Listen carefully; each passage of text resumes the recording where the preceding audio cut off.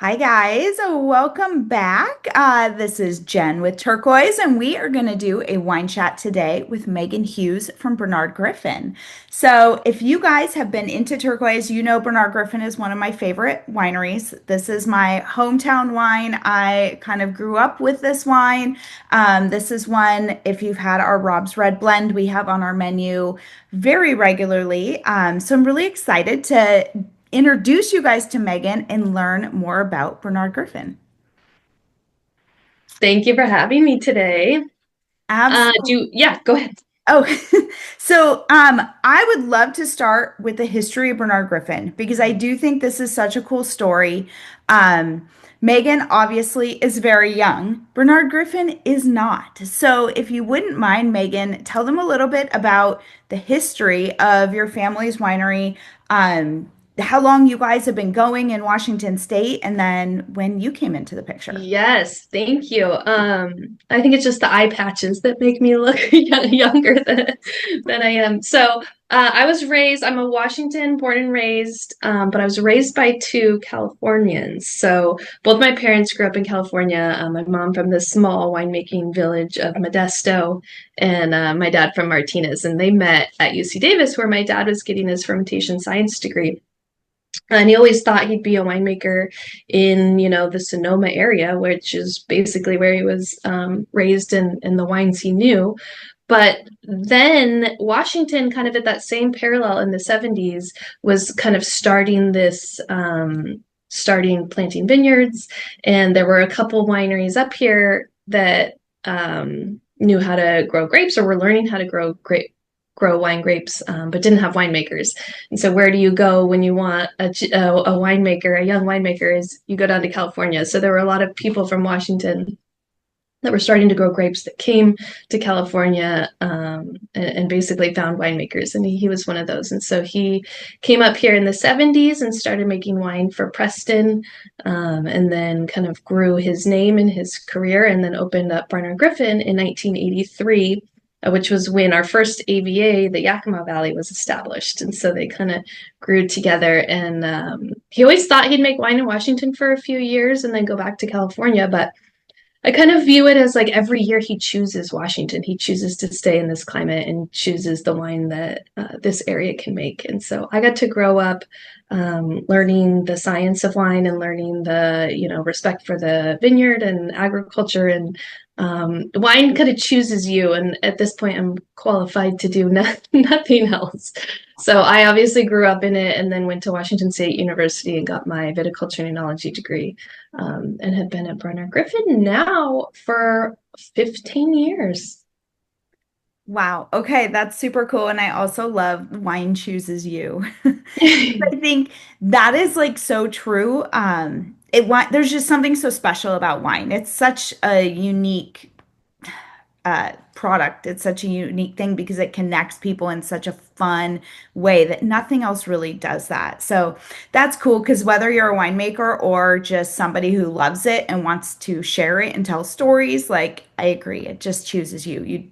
It sucks you in. And I think it's probably the same for our wine bar customers too. Like they Mhm. love wine bars because they love the connection that comes with wine and the experience that comes with wine. Absolutely. That experience is the value. And there's like a nostalgia pull to it too. And so I love getting to travel and meet people and say, well, what was your first Washington wine? And sometimes there's a chance that, it was something that my dad made. And so to have that tie and that connection with people all over the country is really, really cool.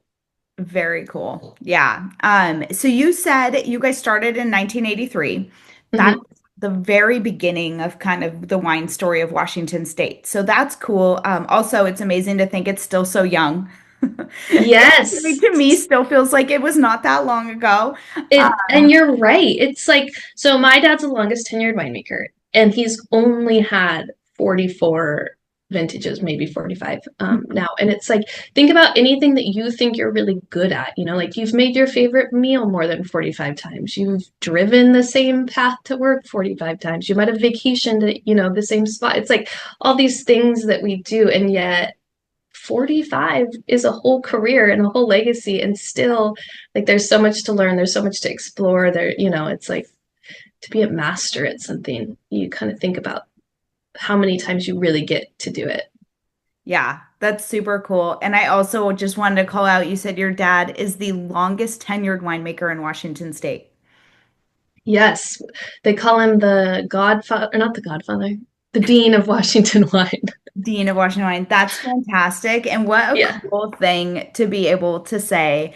I remember starting my wine journey back in my early 20s and being at Barnard Griffin in Eastern Washington.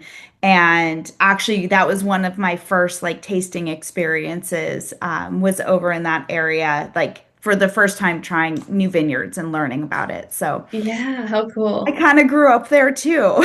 Yeah, absolutely. I like that term because I do think it ties into not only his like legacy of time here, but also his like need to still pursue like educating himself and trying new things and also giving back to the industry in a way of like helping other people and educate, continuing that legacy of making sure everybody is performing at a high level in Washington wine. That's awesome. So I would love to actually hear more about what he is doing, but kind of taking one step back, you did talk about how your parents are from California. They Uh-huh. chose Washington and Yes. they continue to choose to stay in Washington for the Hmm. tell our listeners like what makes Washington different. Like I think people who think domestic wines immediately think California. Yeah, What is absolutely. it about Washington that makes Washington so special? Oh my gosh. Okay, what a good question. And it could go so many different ways. So I'll try to like hit the high points. But we have four distinct seasons, which is really great for any agriculture. And just as a kind of a global scope, Washington State is the fourth largest state as far as like diversity of crop. So we're really well positioned on what we can grow here.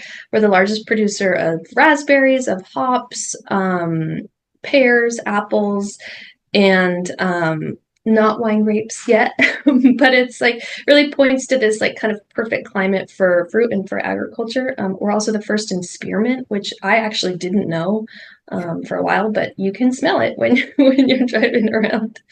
Um, and so we have where we are located and where most of the vineyards are located is in the Columbia Valley. So it's where the Columbia River and the Snake River and the Yakima River all come together. And the Columbia River is our largest and it's the fourth largest river in the country.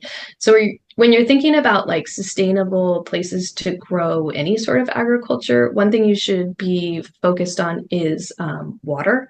Mhm. And the Columbia River has clean, sustainable, easy to access water, which is really important to us. And we don't need a lot. Grapes, we get about 7 to 9 inches of rain. And so we're not supplementing a whole lot, but it is able to allow a really controlled agriculture environment for us. Um, and then you also think about, wind flow. And so we have the kind of the Columbia River Gorge area that just gets a lot of sustained wind, which is really good because if you think about even your own home garden, I know you guys probably are great with your humidity, but like you can grow what you want without the pressure of disease. But we have that, constant wind coming through, which allows a really naturally sustainable place to grow agriculture. And then just our like vastness of space. You can have a vineyard that's not next to any sort of like forest or high disease pressure crop, which really helps us too. So we've got, pretty cheap energy with just where we're like physically situated in the world. And then, we also have our latitude is really helpful. And so we're in the same, one of the things, one of the reasons my dad even said yes to coming up to Washington is he was in a wine shop and he saw what he thought was a European wine bottle and he picked it up and it was Chateau Saint Michel and he turned it over and it had the latitude picture of Washington being on the same latitude of parts of Europe that he loved the wine from, Alto Adige. It was like this really cool map of where Washington is situated in comparison to other parts of the world. So latitude really plays in to the quality that we're able to get up here and our diurnal shift, which is the shift between daytime temperature and nighttime temperature. And it's pretty extreme here. So we can have a 35-degree swing. I know you guys in the high desert also get that swing, right? But it's probably a little less dramatic. It's a little less dramatic. I think, and it's funny being in Arizona right now, people don't realize, because it gets real hot here during the Uh-huh. summer in Phoenix. It's really hot, but it doesn't get cold at night in the summer. Yeah.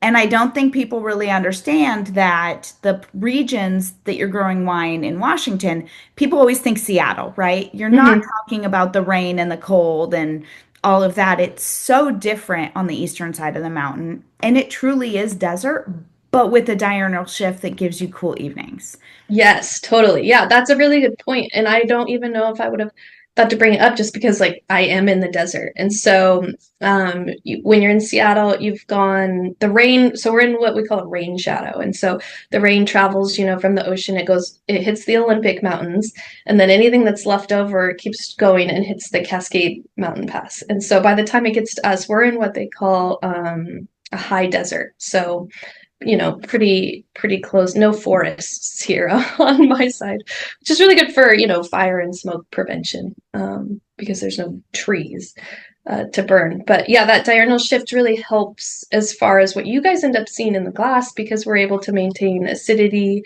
and natural color because it gets so cool at night and the vines kind of take a breath and are able to breathe, kind of rest, and then those daytime highs come up. And so that's kind of perfect for ripening and concentration of flavors. Awesome. Well, I love it because I love the wines that come out of Washington State, but I think I do think the geography of the area is fascinating. So thank you for telling us a little bit about that. And Yeah. then kind of jumping forward, you said your dad has been really focused on giving back, making sure people are doing things the right way and putting that care into, what they're producing and now what you are producing. So tell us about some of that. Yeah, so the kind of the transfer's been really nice because obviously I learned most of my practical winemaking from him. He always said I should have gone to theater school instead of wine school because most of this business is being able to, talk about it. And the practical part of it, I was obviously going to learn by actually doing it. But, some of the things that I've brought, it's really nice because he's still so passionate about wine that he still wants to like continue to learn about it. So we're able to kind of learn new things together. And I mean, just when he like just some examples that off the top of my head is like when he graduated from college, there was only one yeast strain that was used. And now there's like hundreds of yeast strains you can use and you can choose like any sort of all yeast is natural, but you can choose any sort of native or combination of yeast to give you like exactly what you're looking for. And we still run trials on different like barrels and different, pretty much anything you can think of in wine, we're still running trials on. And so to have that sort of sense of curiosity still remain is something that, is really, really cool. And then part of my, legacy as the winemaker now is just kind of still focusing on like Barnard Griffin's core style and making sure that, whites still have really good acid and that each wine is expressive not only of the grape that it's supposed to be expressive of, but of the region and what Washington can bring you. So, and then it's also really nice having him as a sounding board because there's, it's agriculture. So every year is going to have weird things. And so it's like if one grape always will behave strangely, no matter what year it is, but it's a different grape. So like one year Syrah just like is acting weird. And then this year Merlot is acting weird. And so it's just kind of nice to be able to be like, what's happening? Like, tell me about this. Or like on a really cold year, you can go to him and say like, hey, are you worried about this? And so to kind of still have that sounding board, but then still the freedom to be making choices is really comforting. What wine are you really excited about right now? Well, our whites have always been sort of where my focus has been in the last couple of years. So our Riesling is really great. Sauvignon Blanc, I just love how it's able to maintain sort of this like tropical but really great acid to it without a lot of that gooseberry, but you still like recognize it as Sauvignon Blanc. Yeah. Um, we've got your Riesling that we're pouring at our Roosevelt store right now, and we're getting ready to pull your Rob's Red Blend back into Yay. our Glendale location. And I gotta say, the Rob's Red Blend has been the biggest hit. It's probably our one of our two best-selling wines we've ever had at Turquoise. So the red blends are pretty spectacular. Yay. Well, thank you. Yeah, those ones are so fun to make because we really do get to say, like, okay, go make the best wine you can with the Mhm. barrels that you have. And so it's like and then we used to call it Cab Merlot, which was like the category. Uh-huh. But then people started blending Syrah with it. And we're so old school, we kept it Cab Merlot forever. And then finally we were like, we got to take these handcuffs off. Like the best wine we're making includes Syrah. So, but. And then Rob, obviously our founder, but I don't know if he loves that his name is on that wine. So we'll see. Well, sometimes people just have to take the credit. That's right. That's right. He's a very humble man. Oh, that's sweet. Well, it's fantastic. I love too when you changed the label. It was a really fun, pulling that blue label out of the box was a fun surprise. So Yeah. that was a great change. Yeah, and so Barnard Griffin, so Barnard is my mom's last name and Griffin is my dad's last name. And when they got married, she had like a professional job and he was basically a hippie that wanted to make wine. And so she said, I'll marry you, but I'm not taking your last name. And I think they just celebrated their 45th wedding anniversary. So it's worked out, but I was raised as multiple last names. That's cool. And I'm glad you said that because I forgot to ask that question. That is where the name came from. Yep. And so it's a good check when people call and ask for, Barnard. Is Barnard there? It's like, I don't know. I don't know. That's great. Well, we appreciate you making these great wines and sharing them with us. Absolutely. Anytime you are in Arizona, please come. We'd love to have you in, have you meet all of our amazing customers and taste some wine. Yes, I would love to. And we do have a tasting room in Woodinville, so I know your guests travel a lot. Please, the invitation is wide open for you as well. And I do hope to get down there soon. Since our 4 seasons, I do need some sunshine. Mhm. So, Everybody tends to come down as soon as it gets dark in Washington. So yeah, absolutely. winter is great. So absolutely, invitation is out there. You come anytime. And for anybody listening, if you're headed up to Woodinville, you have to go check out the Barnard Griffin tasting room. Megan has given us access to be part of our winery partners program. So she is going to give you 20% discount off all wine and 25% discount off case purchases when you go visit them in Woodinville. You just have to be in our wine club and let me know you're going, and I'll help set it up. Absolutely. We also have a tasting room in Vancouver, Washington. So if you're in the Perfect. Portland area, we're just a stone's throw away. Okay. So anywhere in that Pacific Northwest, you guys have access to it. Awesome. Well, Megan, thank you so much for joining us. This is exciting. I'm excited to head into Turquoise and drink some of your wine here in a couple minutes. So, for everybody listening, please come check these wines out. They're fantastic, and we will see you soon at the wine bar. Thank you so much, Jen.